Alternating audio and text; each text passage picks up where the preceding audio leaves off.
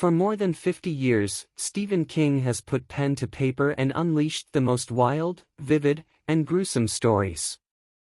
It all started back in 1974 when his debut horror novel, Carrie, was published.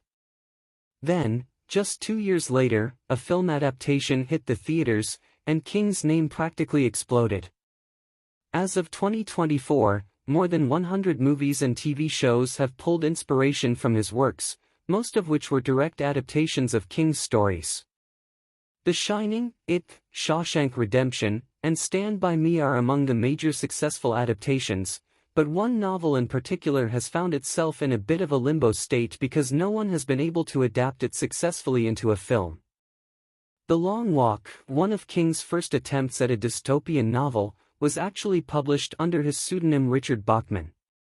It gained traction in the bookstores once King's alternate identity was discovered, and plenty of readers fell in love with the horrific tale.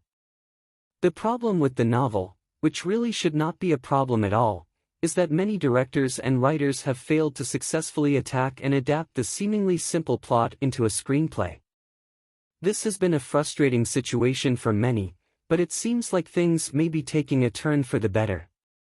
Find out how the movie adaptation of Stephen King's most underrated novel managed to get stuck in development hell for more than 35 years and how it may finally get to see the light of day.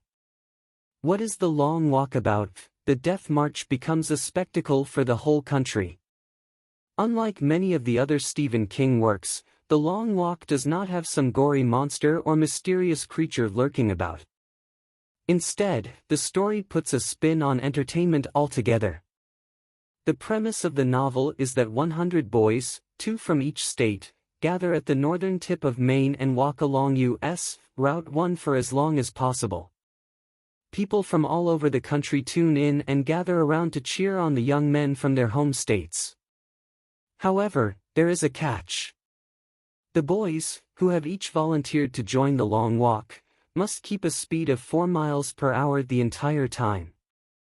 There are no bathroom breaks, no time to sleep, and certainly no time to back out of their decision. As they move along the highway, each boy is given 3 warnings if and when they drop below the expected speed. By the time they earn a 4th warning, they are shot dead by the surrounding soldiers. The overall goal is for one boy to make it longer than all the others to earn quite a bit of cash as well as an additional prize of his choosing. It's a game of mental, physical, and emotional strength, and no one knows exactly how tough it is until they are in it. Why production has taken so long, and failed, while the premise of King's underrated book seems like something that any great director can tackle, that has certainly proved not to be so true. Back in 1988, the genius who created the Night of the Living Dead series, George F. Romero, was asked to direct a movie adaptation of The Long Walk, but it seemed to go nowhere. Instead, Romero took on 2 of King's other works, Creepshow and The Dark Half.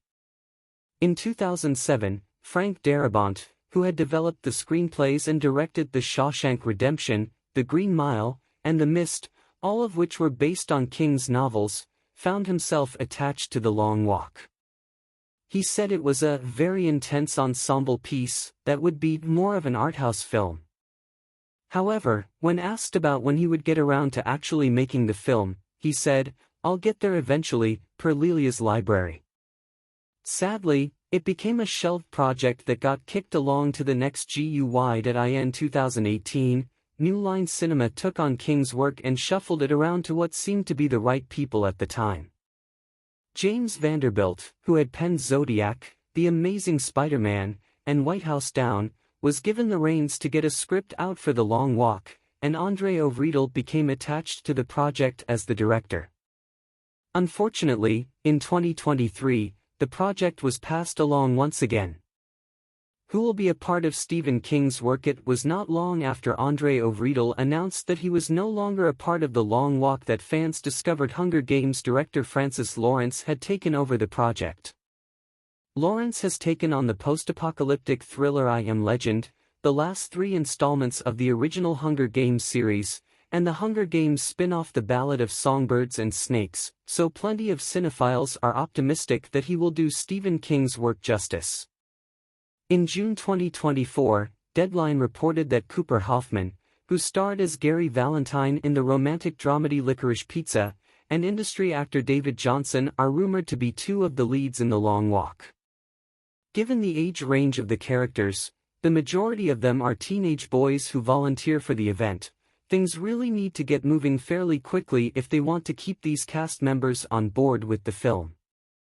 It could be a movie that brings about a number of younger actors, but that really all comes down to how Lawrence wants to highlight each boy's story. When it comes to book-to-movie adaptations, many viewers often find themselves annoyed by the creative liberties directors like to take with the visual aspect and character development.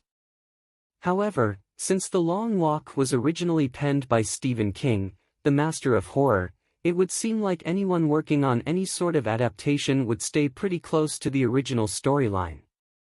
As for how the film is done, fans do not have too much to say other than they really hope the chemistry works between the boys. Imagine this: 100 boys line up at a starting line, each with their own reason for being there, and as the event goes on, they naturally share stories and bond with one another. Unfortunately, they know they want to see their new friends lose, and ultimately die, so that they can walk away as the winner. There has to be genuine chemistry among the cast for this to work. Of course, there will be actors who play standoffish characters or quiet individuals, but there are a handful of boys who actually get along and make the whole story that much more tragic. Hopefully, Lawrence is up for the job of making sure there is a good group that can really break the audience's hearts in the best way possible.